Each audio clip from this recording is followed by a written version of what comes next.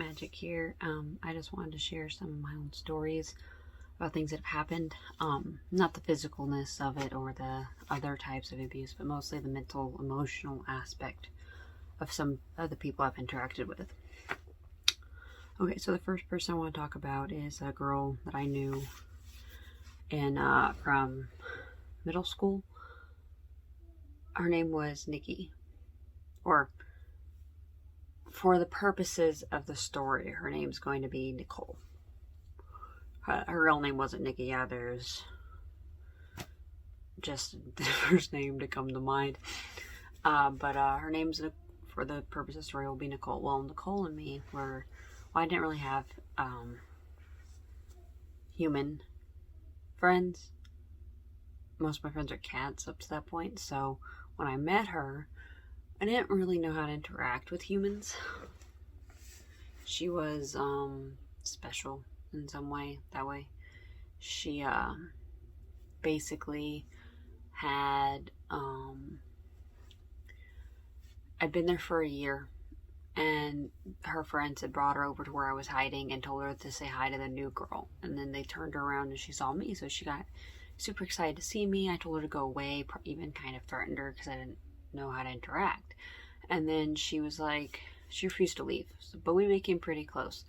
But over time, I started to notice a trend. I was the freak, the weirdo, the one without any friends.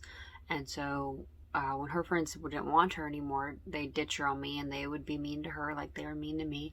But when she'd hang out with me, I'd kind of, fix whatever emotional problems she was having, fix her. So I'm pretty sure they were abusing her too. And once I fixed her, they'd accept her back. And then she kind of let them do whatever. Well, by the time we got into high school, she kind of became just like them. She became very mean and hateful to me. At one point, when we were older, she even went to the point of throwing me to the ground and calling me a freak. She told me once I deserved to be raped and all this other stuff. Sorry if that's triggering. But, so there was that. Everywhere we went, she seemed to try to turn people on me. Like at churches, she would tell them that, I was demonically possessed or things like that. And I remember when we were in college, she got upset that I was suddenly more popular than her. So she started I heard her tell her friends that were with her that, how uncomfortable I must be because I'm not used to the attention, and basically tried to order me to leave with her and got really pissy that I wouldn't just leave with her because she felt like she had a right to tell me what to do, and she didn't like that she wasn't the center of attention. Another example would be a family member I have. For the purposes of this, we're going to call him Billy. Well, Billy doesn't really see anything as his fault. Everything is everybody else's fault. Basically, if something goes wrong in his life, it's everyone else's fault but his own. He kind of gaslights. He'll say he said things that he never said, or say he didn't say things that he did. And sometimes he'll admit to things he's done, and other times he acts like he has no idea what you're talking about. Traits like that, and it's very frustrating, especially since I have to interact with Billy a lot. Another person in my family that was kind of like that is a woman named Honey. All the names for these purposes have been changed because, Honey was, she would equate loving her to random things that made no sense, like whether or not I dissected a cow's eyeball. She would flip out over the craziest stuff. Now, I don't know if she was doing it on purpose or if she was just that old that she was suffering from dementia, because as I got into high school, she was definitely suffering from dementia. So it's possible that's all it was, but it was still very traumatizing to me as a child. Then there is I have another family member named Lacey. Again, name changed. So for the purpose of this, Lacey does the same thing that Billy does. Basically, they're very similar, but neither one of them see it. They can't stand each other. And then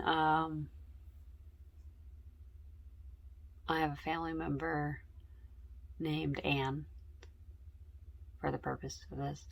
And Anne is a little crazy too. She's kind of like Billy and Lacey, except for she's the type that if somebody looks at her wrong on the street, she's liable to attack them physically.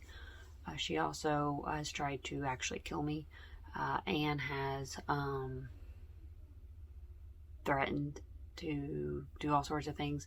I remember one time this person pissed her off when she was in Tennessee, and so she called and threatened me, and then called DHS and tried to have my kids taken. And she even sent me a long text detailing everything that she told them, and told me that she knew it was all lies, but she didn't care, because as far as she was concerned, this guy pissed her off, and so she decided it wasn't fair that I had my kids and she didn't, so she was going to have them taken. So I had to go no contact with Anne, obviously, because she's a little nuts. There was this boy that I was in love with from middle school all the way through now. Even I still love him. His name will be, let's say, Lawrence. Well, Lawrence.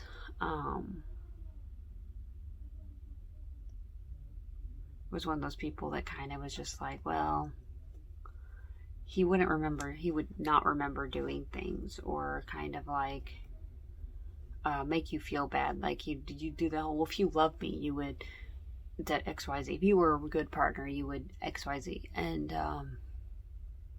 then whenever it came to, whenever it came out that he was doing that, he always would deny it. He'd be like, I would never do such a thing. How could you accuse me of such a thing?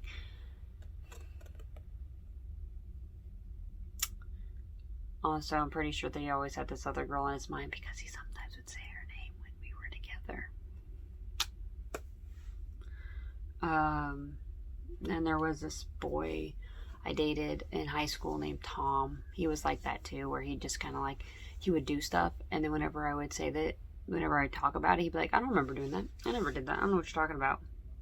He would act oblivious, but then he'd brag about it to his friends. So I was always really confused, because I'm like, you just said you didn't do that, but you're... There was another boy that I dated in college. His name was, we'll say, Jeremiah. Jeremiah was a special case. He would do that whole, I don't know what you're talking about, but admit to it when he felt like it. But he'd also brag about doing awful things to everybody, and seemed to have no regard for how anybody felt about him. He would basically make me believe that things that weren't true, convince me of certain things, convince me to say things or do things and he was very... I'm really tired, so I'm sorry I'm not as detailed as I was hoping to be with this. But he was very gaslighting, and then he'd do the love bombing thing, and he would purposely do things that I told him not to do, things that he knew I was very uncomfortable with. And then whenever I bring it to his attention, well, I'm sorry, I didn't know you were uncomfortable with it. I'm like, we've literally had this conversation a handful of times. Like, how did you not know? And then he would not do it for like a week, and then he would start doing it again. And then whenever I confront him about it again, he's like, I don't remember us ever having that conversation. I know what you're talking about.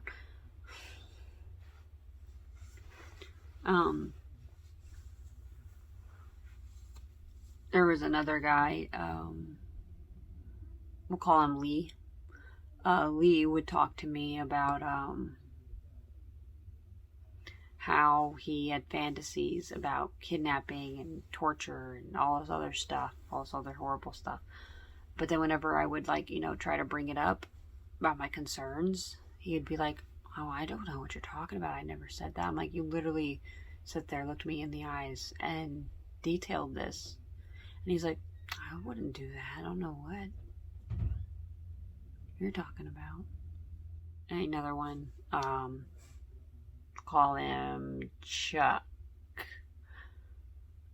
Chuck was very gaslighting. He would go off over everything, holidays, everything. He would just suddenly blow up for no reason.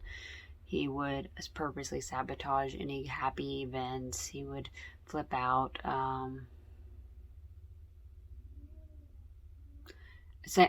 dated another guy named Mo who did the same thing. But yeah, and he'd get irrationally violent over the smallest, even if you just told him no, or any sign of defiance, or trying to stand up to him.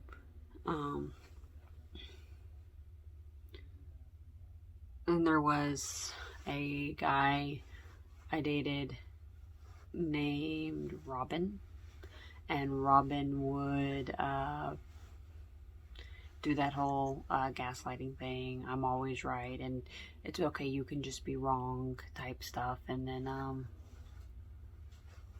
would distort reality a lot. There's this girl that I know now.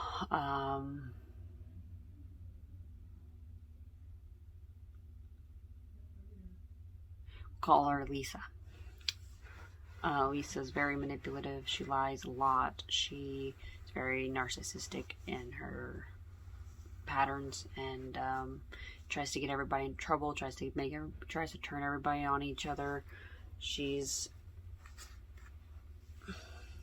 basically wants attention. If you don't give her attention, then she doesn't like you. She'll find a way to try to make your life miserable, etc., etc. And then there was, I think I've already pretty much told you about the guy with his brothers that would help him keep an eye on me. So I don't think there's much point in me going over that. As for a group, the only thing I can think of is in school. In my elementary school, I was bullied a lot. And only one of my teachers really took my side. Everybody else was like, thought that these kids that beat me up every day were my friends for some reason. I don't know how, why, what. But they were like, oh, you guys are friends. I'm like, no, we're not. And so we went out to the playground, and I remember in second grade, 3 girls ganged up on me and broke both my arms, and my teacher basically told me to stop crying, or she was going to tell my parents I was causing a disruption in her class. Obviously, I said home. And then and then